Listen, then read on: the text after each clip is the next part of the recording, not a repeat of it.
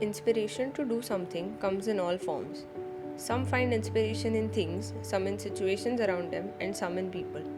I am very fortunate to have grown up in the presence of one such inspiration by the name Madhukar Rajaram Adilkar, a social activist, philanthropist, author, and for me, my grandfather. My grandfather was born on 3rd February 1935 in Malvan, Sindhudurga and completed his education at Topiwala High School there. Because he grew up during India's freedom struggle, surrounded by books and stories of it, he wanted nothing more but to be a part of it and help those around him. When he moved to Mumbai in around 1952, he joined the Rashtra Seva Dal alongside many other great social activists of the time to further his vision of helping the people around him. Since then, he worked day in and out in whichever way possible in the service of people. In 2002, at the age of 67, my grandfather went to Andaman as a mere tourist, fascinated by the beauty, culture, and the history of the islands. He was what we call nowadays a history buff. So naturally, during this trip, he wanted to visit the cellular jail to see for himself and experience what he had only read or heard as stories. But this detour turned out to be a life-changing experience for him. While exploring the grounds, he learned more about the inhuman treatment given to the prisoners placed there, most of whom were a part of the 1857 War of Independence. The stories of the tragic imprisonment of those people at Kalapani deeply affected him. He was restless about the fact that there was no documentation of those prisoners, nor did many people know about what happened to them. He wanted to learn everything about Andaman and the cellular jail to make sure more people knew about it. And thus began the insane journey of his book, Kranti Tirtha, Kalapani Andaman.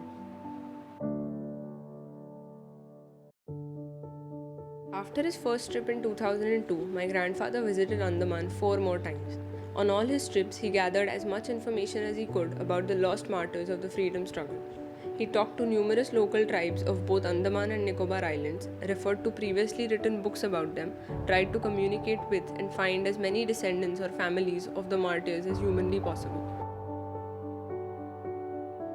He was successful in compiling around 1,100,000 names and the last known addresses of the lost soldiers and the martyrs of the 1857 War of Independence and from the movements that happened near Kashmir from 1920 to 1930.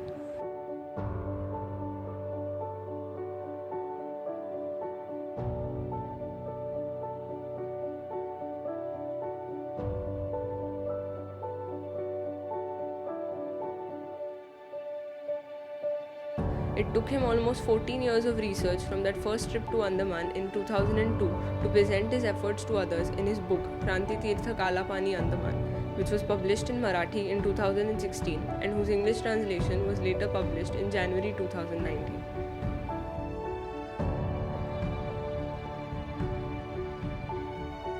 This film barely scratches the surface of what my grandfather found in his years of finding out names, gathering pictures, and listening to stories of sufferings of those who were imprisoned and took their last breaths in Andaman. He was inspired to dive into this topic at the age of 67.